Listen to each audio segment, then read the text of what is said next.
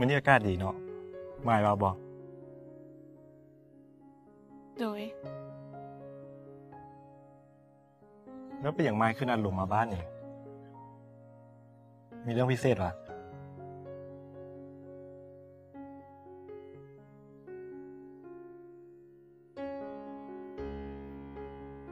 เขาเลิกกันเขาลงไม้ไว้อย่างของไม้นี่เขาหักกันว่าแม่นวะไม่ฮู้หลงหักไม้ลายไม่ก็หักหลงบ่ต่างกันดอกแต่มันติดที่พ่อแม่หลงเด้เพิ่นบ่ยอมหับในโตไม้ลงใช่ไหมเห็นเดี๋ยวได้มันต้องมีทางออกที่ดีกว่านี่บอกไม้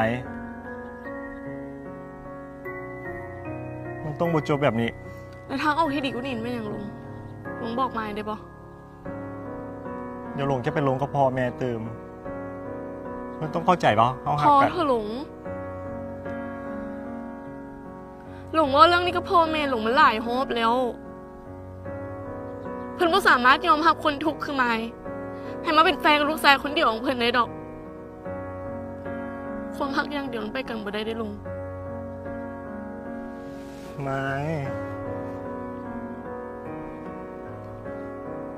่จะชีพลงไปแบบนี้ได้บอ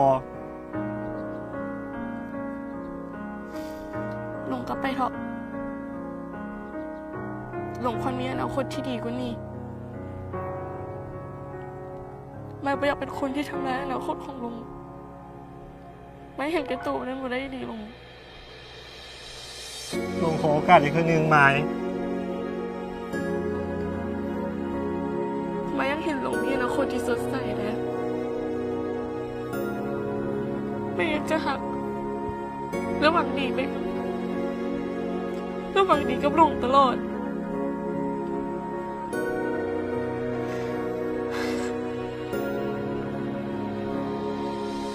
ถ้าเขาเป็นคู่กันแท้โชคชะตาจะพัดพาเขามาเจอกันอีกลุงไม่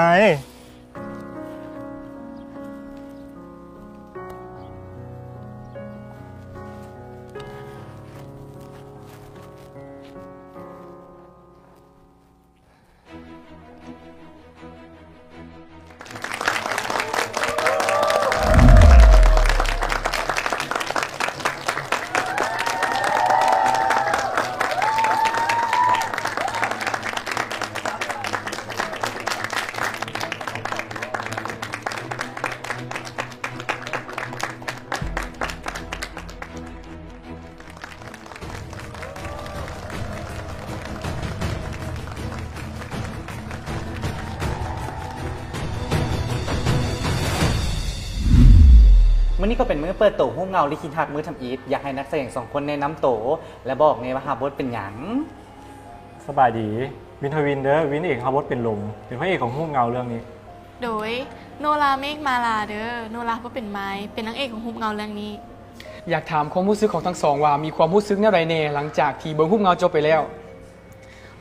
โนรารู้สึกตื่นเต้นหลายกับงานมื้อนี้มันเป็นความฝันที่เป็นจริงของโนราเลยยิ่งได้เห็นผลตอบรับดีๆจากท่านผู้ชมหลังหนังจบโนรายิ่งรู้สึกตื้นตันจนบรรยายเป็นคำเว้าบ่ออกเลยวินเอกก็เส้นเดียวกันรู้สึกประทับใจในผลงานครั้งนี้แล้วก็รู้สึกดีใจหลายที่กระแสตอบรับดีขนาดนี้นอกจากผลงานแล้วอยากสอบถามว่ามีความประทับใจอย่างกับนักแสดงครูบอเพราะว่ากระแสครูจิ้นในโลกออนไลน์ตอนนี้ถือว่าฮ้อนแฮงหลายวินประทับใจในความสามารถของโนราขนาดเป็นการแสดงเข้าทำอิฐโนรายังสามารถแสดงได้ดีขนาดนี้โนราเป็นคนที่ตั้งใจเฮ็ดเวียกวินรู้สึกดีใจที่ได้ร่วมงานกับนักแสดงไฟแห่งคือโนรา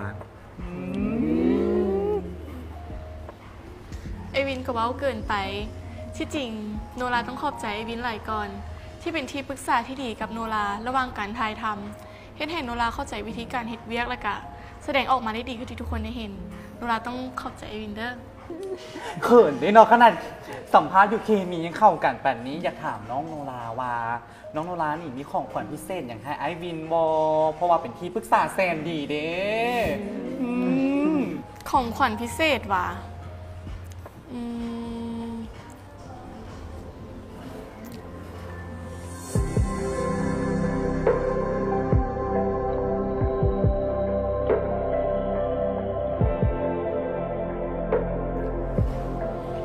โอ้ ลืมถ่ายไว้เด้ออย่าลืมถ่ายไว้ละล่ะ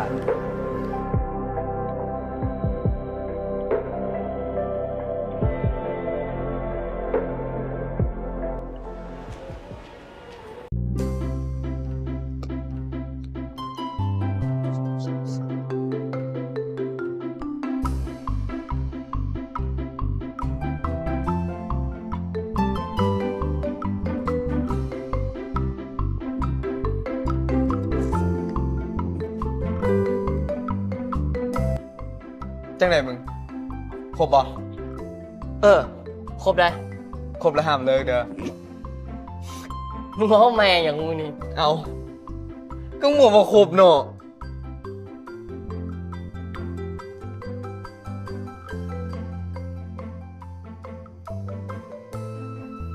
เอาเป็นแม่มึงอย่างนี้ว่าเล่นซื้อบ่ว่ามึงสิมักกูแท้มึงนี่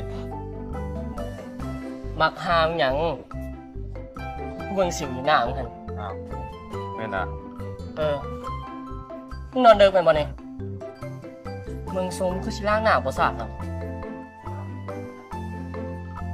จักสิวเสียสิวอุดตันเต็มหน้าไปหมดเลย หน้าวีอ่ะมันว่าเฮ้ย ตอนนั้นเป็นพนักงานขาย มึงก็พูดจะเอามาใส่เนาะ ใช่อย่างมึง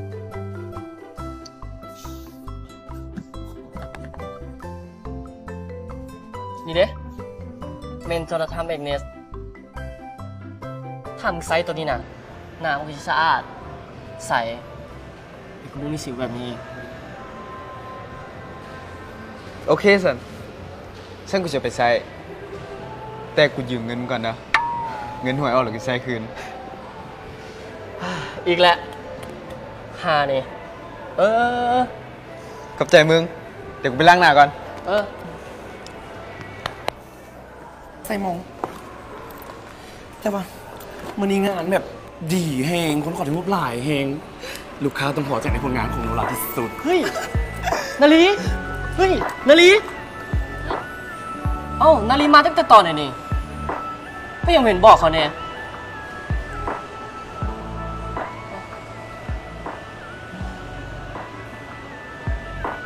แล้วนาลีแต่งตัวอย่างนี้แปลกตาดีเนาะ เดี๋ยวเข้าใจอย่างพีทบอกอันนี้โนรามันเป็นนาลีอ๋อ หรือว่าเป็น FC จะขอทายรูปอะมือหน้ากับขอดีๆบ่ให้แบบซีโนราตกใจ เอ้าบ่ทายแล้วป่ะฮูปสั้นไปละเด้อ เดี๋ยว อีหยังของมันนี่สีได้ฮูปกับโนรากับบ่ทาย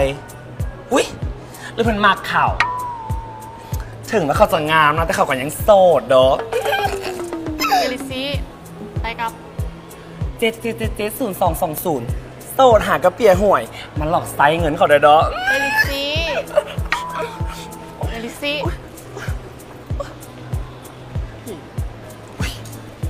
ให้หอมให้ดู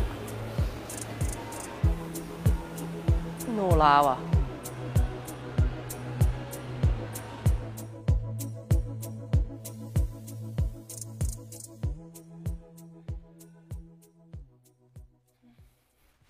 งานมันเพจิกลาบหรือแบบปัง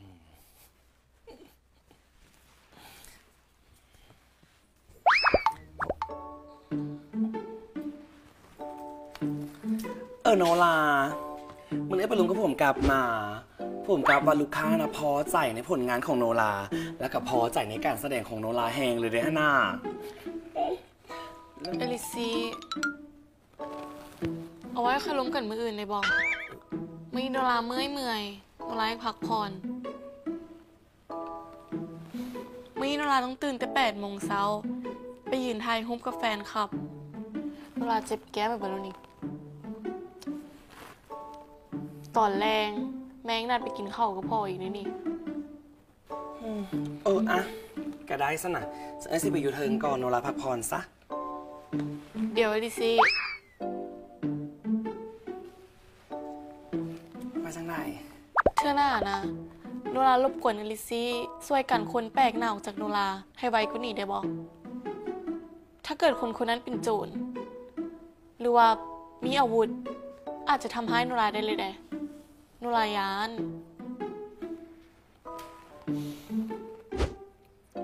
หรือว่าถ้าเอลิซี่ดูแลโนราคนเดียวบ่ไหวเอลิซี่บอกโนราได้เดี๋ยวโนราจะหาคนมาดูแลเพิ่ม บอกต้องขนาดนั้นก็ได้โนราเดี๋ยวเท่านั้นไอ้สิดูแลโนราเป็นพิเศษอ่ะไม่ต้องจ้างมาไอ้ว่าอยากแดงเคิงก็ไปละสักนิดกันหน่อยละ ว่าแต่เป็นอย่างคนนั้นคือโนราแบบนั้นวะเรามีหมู่ที่หน้าคล้ายคือโนราขนาดนั้นเลยวะ แต่จากที่เบิ่งจากแววตาเราบ่ได้ทำท่าเหตุใดคือเราดีใจที่ได้เจอหมู่นี่แหละ หรือว่าโนราเป็นหมู่เก่าเราอะ ถ้าเป็นหมู่เก่าที่บ่จือก็อาจจะมีสิทธิ์แต่เป็นอย่างเราคือโนราวนาลีโนรามั่นใจว่าในชีวิตนี้โนราบ่เคยเปลี่ยนชื่อมาก่อน อันนี้น่าแปลกแล้วสื่อคล้ายกับอีกด้านอุ้ยผมขับเสร็จมา แม่งเลยสิ ถามคิวว่าวางบอ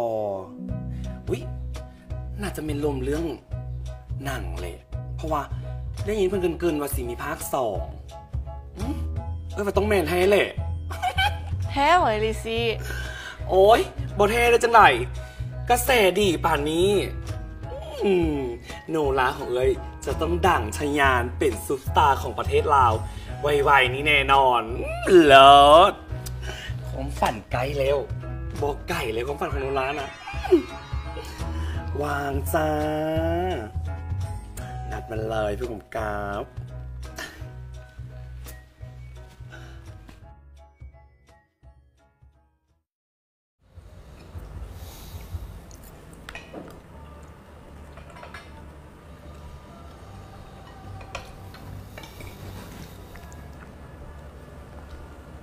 นี่ลูกกินละลายเด้อเมนูนี้ลูกมา โดยเข้าใจแม่ โนราวันนี้นะแม่ขอโทษลูกเด้อพี่ว่าบ่ได้ไปงานลูกตอนสวยพอดีว่าพ่อกับแม่น่ะค้างานประสงค์กับผู้ถือหุ้นรายใหญ่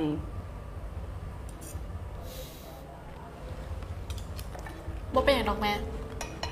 โนราก็บ่ได้คาดหวังอยู่แล้วว่าพ่อกับแม่จะไปร่วมงาน แล้วงานเป็นอะไรลูกมื้อนี้ผลตอบรับจากคนเบิ่งนี้เป็นอะไร มันคือความฝันของโนราเลยแม่ คนเบิ่งให้การตอบรับเป็นอย่างดี หลายๆคนเข้ามาย่องเข้ามาชื่นชมในตัวโนรา ทั้งที่บ่เคยรู้จักกันมาก่อนด้วยซ้ำนักข่าวก็ให้ความสนใจเป็นอย่างดี เข้ามาสัมภาษณ์เข้ามาขอถ่ายรูปเต็มไปหมดเลย นักข่าวก็ต้องถ่ายรูปแหละเนาะนางเอกสาวหน้าใหม่เฮ็ดตัวอ้อยผู้ชายอยู่บนสาธารณะ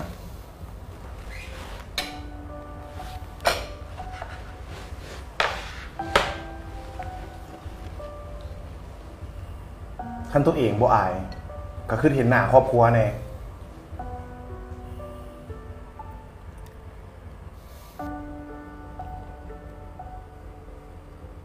พ่อคิดแบบนั้นนี่เลยเหรอพ่อคิดว่าสิ่งที่โนรากำลังเฮ็ดอยู่มันน่าอับอายขนาดนั้นเลยวะพ่อเคยเห็นโนราเป็นคนดีในสายตาพ่ออยู่พ่อเคยเบิ่งจุดดีเคยเบิ่งความตั้งใจของโนราบ่จนกว่าโนราจะมาฮอดจุดนี้ได้มันยากลำบากขนาดใดพ่อเคยรู้บ่พ่อบ่เคยเป็นห่วงบ่เคยให้กำลังใจโนราด้วยซ้ำมีแต่ให้มีแต่ด่าจนบางทีโนราก็แอบคิดว่าโนราเป็นลูกของพ่ออยู่อะ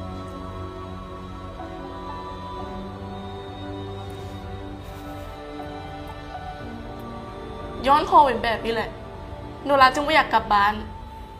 โนราไม่อยากเห็นหน้าพอ โนรา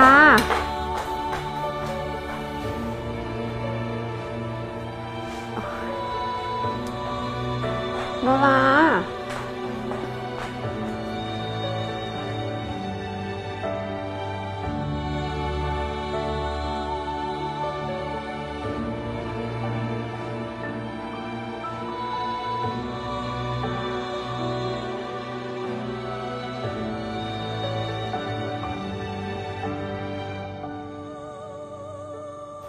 บทลงซีซั่น2นี่เดือดแน่นอนเพราะว่ามันเป็นมีปมเรื่องอื่นๆเข้ามาอีกแต่ก็มีตัวละครสำคัญเข้ามาอีกคนหนึ่ง สวัสดีซูโม่ สวัสดีลิซี่ สวัสดี สวัสดีโนรา สบายดีเดซี่สบายดีโนรา สบายดีไอวิน อุ้ยมันเนซูโม่อ้นมาลงนี่ มีข่าวดีแมนบอ นี่แต่ว่าถ้าคนมาคบก่อนอาชีพว่าเดียว เอ้า ยังมีไผ่นอกจากพวกเขาอีกว่ะหรือว่ามีสปอนเซอร์มาลงน้ำมันนี้ โมเมนต์เอามาพอดีเลยฮะ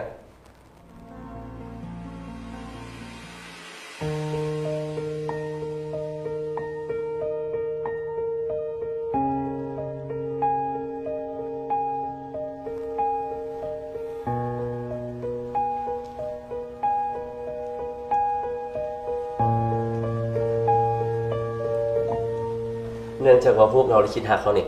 ผลตอบหักเรื่องก่อนนี่นะมันดีแฮงดีเกินค่าที่ไอ้กับลูกค้าตั้งไว้อีกก็เลยว่าลูกค้ากับสปอนเซอร์ก็เลยอนุมัติงบให้เขาเฮ็ดภาค2เชื่อว่าทุกคนนี่น่าจะดีใจที่ได้ร่วมงานภาค2นั้นกันและที่สำคัญลูกค้าอยากให้เริ่มถ่ายทำในไวๆนี้เลยบ่อยากให้มันซักซ่าย้อนว่ากระแสพวกน้อง2คนกำลังมาแล้วก็กระแสภาคแรกก็ยังบ่ดรอปไปก็เลยทุกคนมาบอกว่าอีก2อาทิตย์น่ะเขาสิมีนัดรวมตัวเวิร์กช็อปกันเรื่องนี้นะไอ้บอกเลยว่ามันสิใหญ่ขึ้นก่อนเก่าหลายเพราะว่าไอ้ได้ลงกับสื่อสากลไว้ว่าจะเอาหนังเขาไปปล่อยเพื่อให้คนต่างประเทศและคนต่างชาติได้เบิ่งนำมันสิบ่ใหญ่ขึ้นหลายคนเก่าถ้าหากว่าไอ้บ่ได้น้องฝนมาลิดนำในเรื่องนี้จะได้มาเป็นตัวละครหลักและก็จะเป็นบทสรุปของทั้งตัวไม้และหลงในเรื่องอีก ฝนขอบใจไอซูโม่หลายๆเด้อที่เบิ่งเห็นศักยภาพของฝนเองจะตั้งใจเฮ็ดเวียกจนสุดความสามารถบ่เห็นให้ไอซูโม่ผิดหวังแน่นอนไอ้เสื้อมันในตัวฝนอยู่แล้วแหละเพราะว่าฝนเป็นคนเก่ง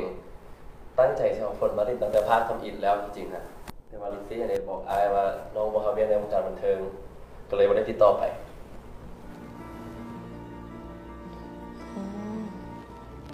ที่จริงแล้วในช่วงที่ผ่านมาฝนก็มีเรื่องวุ่นๆหลายพ่อก็ยังบ่สบายนางอีกยังถูกเศร้าโศกจากคนสนิทแต่ฝนกับจิจี้ก็บ่เคยบอกใครเลยว่าฝนบ่ทำงานในช่วงที่ผ่านมา เอ้ยกับโฮเอ้ยเคยดูแลฝนมาก่อนเอ้ยกับเข้าใจความรู้สึกของฝนดีกว่าไผ่สถานการณ์แบบนั้นฝนก็ต้องมีเวลาอยู่น้ำพอดูแลพอเป็นพิเศษจนกว่าเพิ่นจะหายดีแต่ตอนนี้เห็นฝนมาทำงานในวงการบันเทิงคือเก่าเอลิซี่ก็ดีใจนำ ฝนขอบใจเอลิซี่หลายๆเด้อที่หวังดีกับฝนและก็บอกทุกคนว่าฝนบ่รับงานซึ่งตอนนี้พอฝนเองก็ดีขึ้นหลายแล้วและเรื่องที่ถูกซอกโกงเงินไปฝนเองก็เริ่มทำใจได้ในแล้วคิดซะว่าเฮ็ดบุญเฮ็ดทานพอฝนเองก็เชื่อในเรื่องบาปบุญว่าถ้าไผเฮ็ดหยังไว้คนนั้นก็จะได้รับกรรมของเขาเจ้าเอง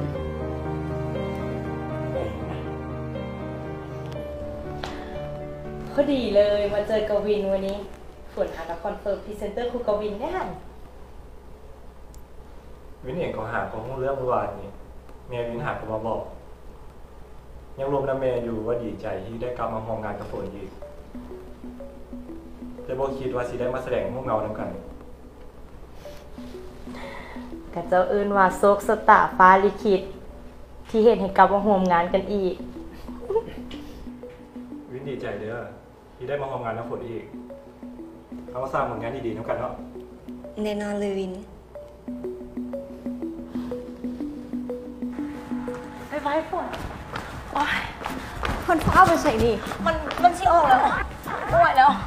มันเป็นอย่าง ตำหูซอยนี้ได้เฮ็ดเส้นนะบ่ไหวแล้วเพิ่นทำอย่างนี้เดี๋ยวฝนเด้อโอ้แป๊บเดียวขอแป๊บเดียวอีหลี โอเค ตามสบาย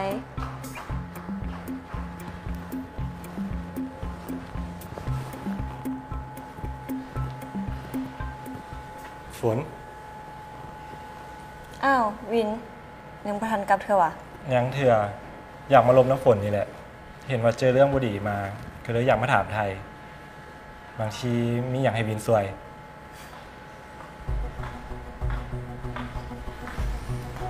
ฝนขอบใจวินหลายๆเด้อที่เป็นห่วงฝน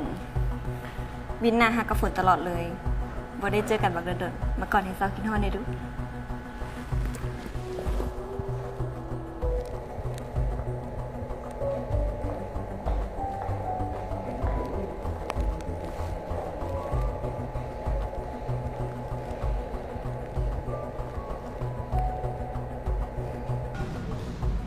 คือฟ้าวกาไฟแท้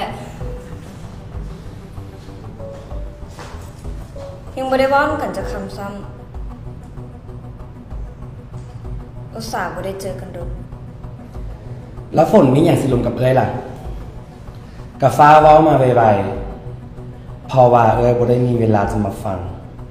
ลำพังเวียกโนรากันหลายแหงแน่นแหงแล้ว เวียกที่ย้านมาจากฝนหั่นว่ะ ฝนหมายความว่าแนวใดว่าเวียกที่โนราได้มา มันย้ายมาจากไอ้ฝน โนราก็ลองถามผู้จัดการโนราเบิ่งเลยที่เอ้ยลิซี่เอาโนราเข้ามาอยู่ในสังกัดก็ย้อนอยากเอาโนรามาแทนที่เอ้ยบ่ยอมต่อสัญญาและออกจากสังกัดเอลิซี่ก่อน เราเที่ยวไปบอกกับทุกคนว่าเอ้ยบ่รับงาน ทั้งที่มันบ่แม่นความจริง ตั้งใจตัดแข้งตัดขากัน แล้วเสนอโนรามาแทนที่เอ้ยถ้าแบบนี้บ่เอิ้นว่าญาติแล้วสิเอิ้นว่าหยัง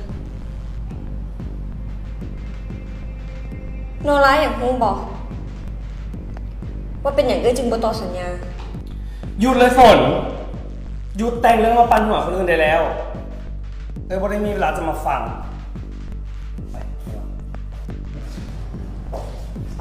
เอ้ยลิซี่ท่าเบิ่งเด้อ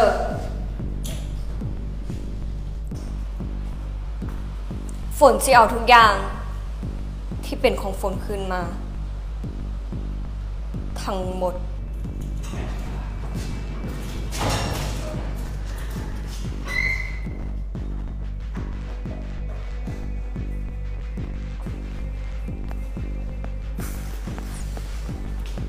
อ้าวฝนแล้วมันคือบ่บอกโนราไปเลยว่ามันออกจากเอลิซี่ย้อนหยัง ถ้าเขาบอกไปตอนนี้มันกับบุมวลเลยจีปล่อยให้สองคนนั้นระแวงกันเอง เบิ่งข้าเจ้าผิดกัน มันคือสิมวนแล้วก็บ่ต้องเมื่อยเขาอีก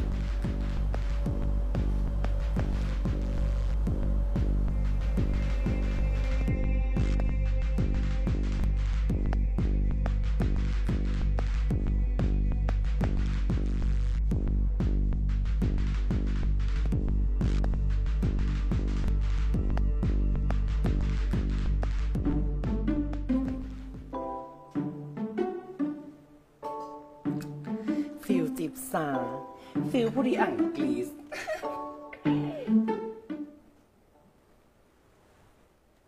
โนราคือต้องเป็นแบบนั้นไม่อย่างติดหนักเลยป่ะหรือว่าความงาม เอ้ยกับรู้สึกเพราะว่าช่วงนี้รู้สึกพุงออรับพุง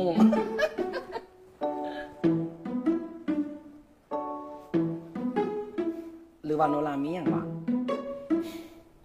เอลิซี่บอกโนราได้บอกว่า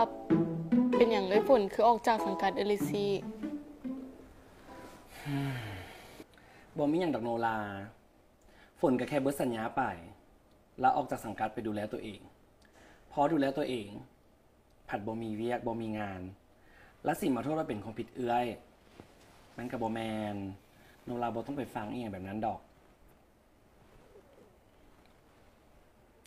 เอลิซี่แน่ใจมันบอ แน่ใจ แน่ใจแล้วเป็นต้องเสียงสูง แน่ใจ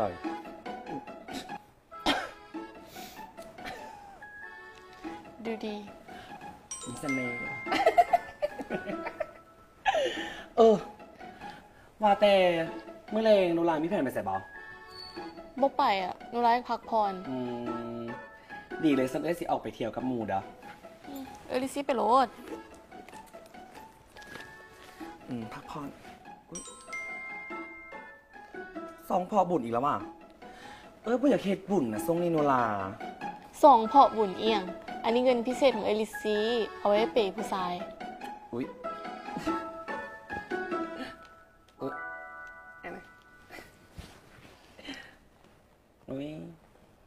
เคี้ยวๆนาขอบใจโนราสุดยอดของเอ้ยสิไปแต่งโตกันเนาะโนรากับพักพร Love you แท้ๆเลยมัน2 คนจ้ะ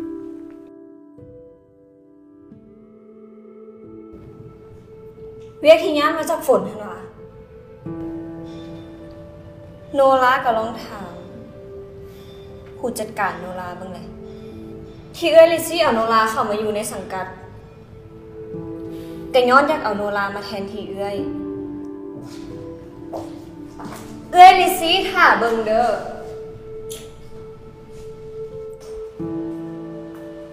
ฝนสิเอาทุกอย่างที่เป็นของฝนคืนมาทุกสิ่งทุกอย่างที่โนราได้มา มันเป็นย้อนตัวของโนราเองโนราจะไม่ยอมให้ไผ่มายัดเวียกงานและชื่อเสียงของโนราเด็ดขาด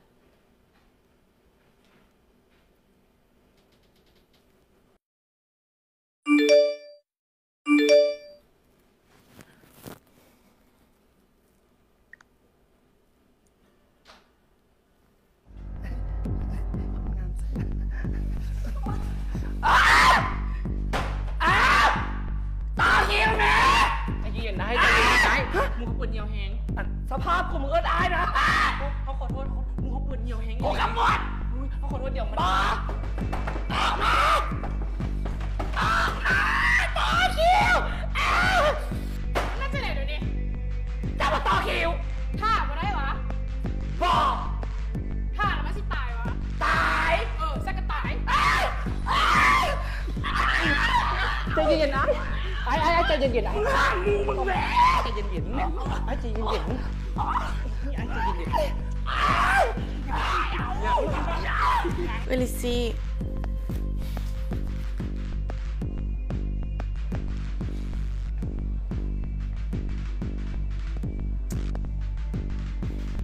เขาพับโทรศัพท์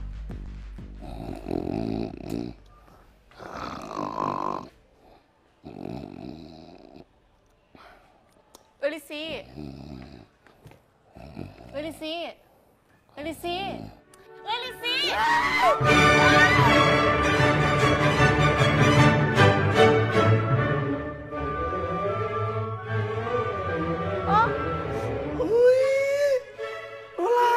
โอ้ยโนราเป็นยังงงเอลิซี่ครับ